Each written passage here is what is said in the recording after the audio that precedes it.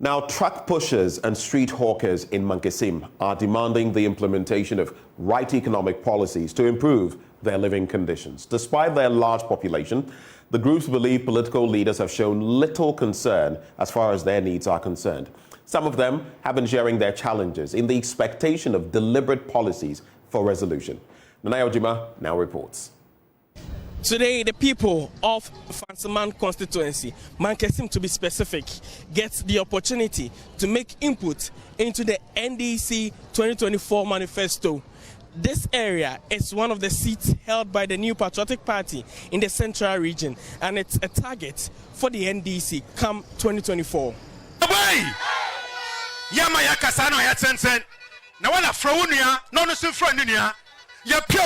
And Fansiman is going back to NDC.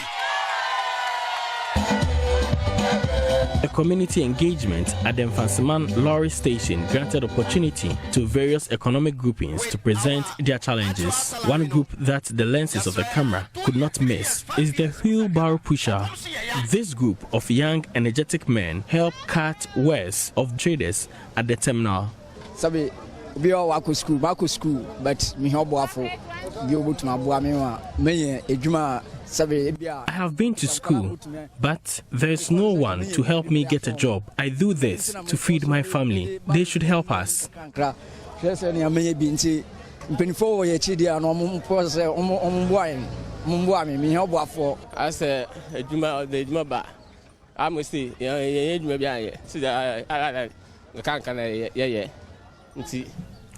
We want jobs. There are no jobs for young people. The government isn't helping. Things are getting expensive.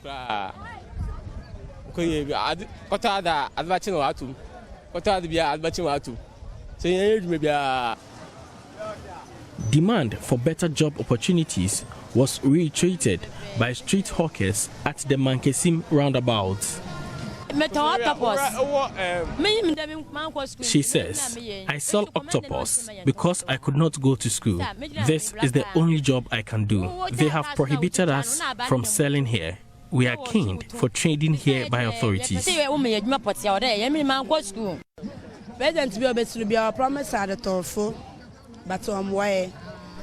Traders are made promises always, but politicians refuse to honor them.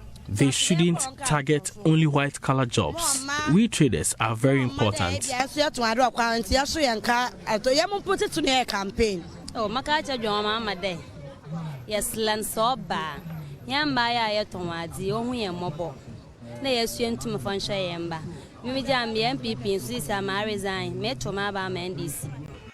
These calls were factored in the response to suggestions raised by various economic groupings who were granted opportunity to speak in the engagement. On calls for a conducive trade area, the NDC flag bearer, John Mahama, reiterated a 2020 manifesto promise to construct a market at Mankesim. 2016. I remember in 2016, we designed a market. After Kumasi and Techiman, Mankesim is one of the areas that does a lot of trading. We will construct that market for you.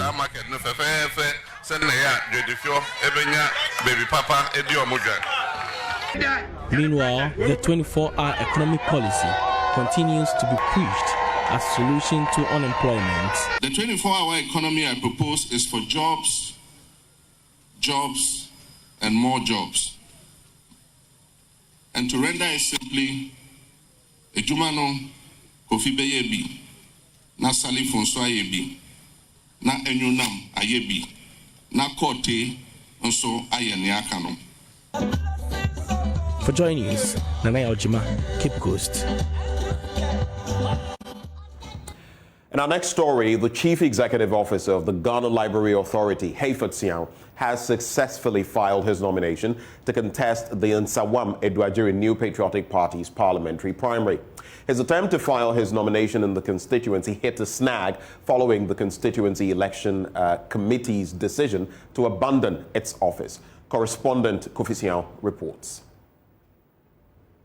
The Library Authority boss was first compelled to procure the nomination forms from the regional office in Koforidua after the same committee denied him access. The aspirant, together with his supporters, made up of constituency youth organizers and delegates, were left disappointed when they met an open, empty constituency office with chairs when they went to submit their nomination.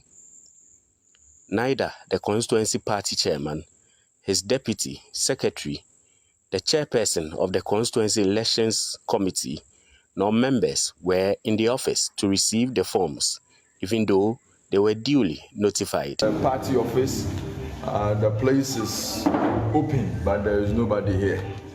So as per the party's guidelines provided in this document, we will head to the region because we believe that this is one of the obstructions for us participating in the parliamentary primaries. With my team, we are going to Korea. The committee is headed by the chairperson of the electoral committee. This morning I have called him several times. He didn't pick.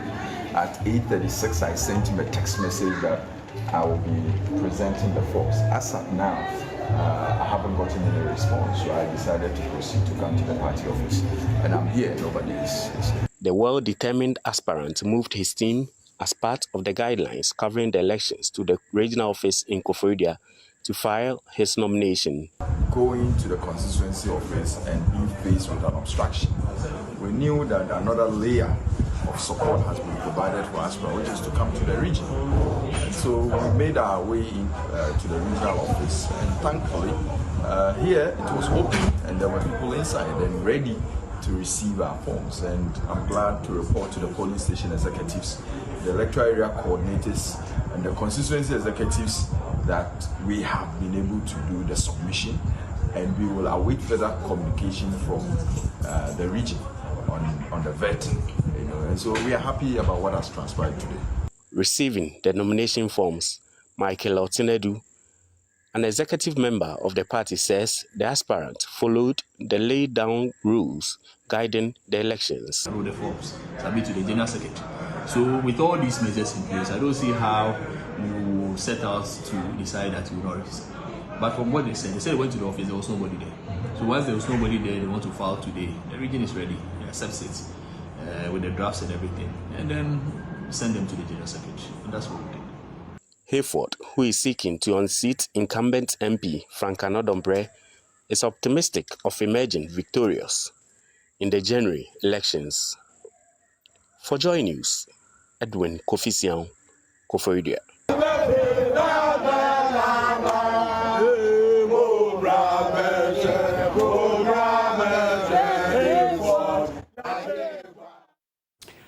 Now, the Chief Executive Officer of the Volta Serene Hotel, Rhoda Ashabi, has called on stakeholders to endeavor to maintain the country's peaceful atmosphere during the 2024 elections. She wants Ghanaians to demonstrate goodwill and brotherly love heading into the process in December 2024. She was speaking at the Volta Serene Hotel's Carol's Night Service in Ho in the Volta region.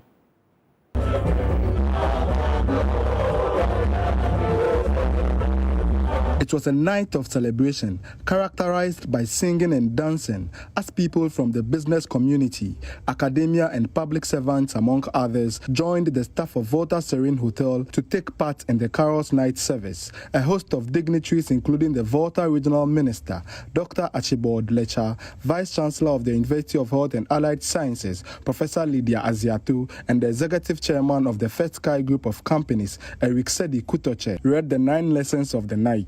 Symphonials, VV Choir, and the Serene Choir were at hand to intersperse the readings, serving patrons with Christmas carols and other indigenous songs.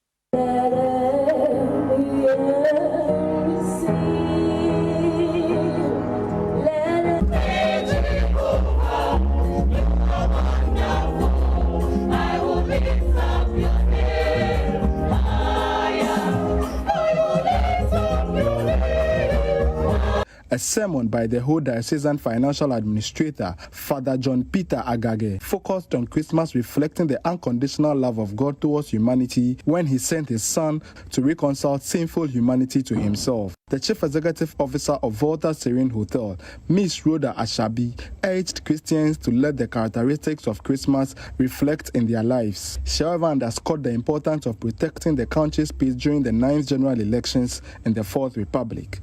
Our theme for this evening service, peace on earth and goodwill to all men, chosen from Luke 2:14, could not have come at a better moment than now, in view of the recognition that 2024 is a very important year for us all. A year in which our solemn prayer is that let us protect, shield the peace God has blessed.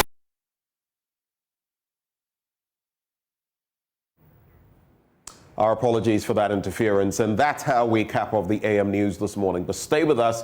Up next, we serve you the news with Dr. Wisdom Dugbe, a finance analyst.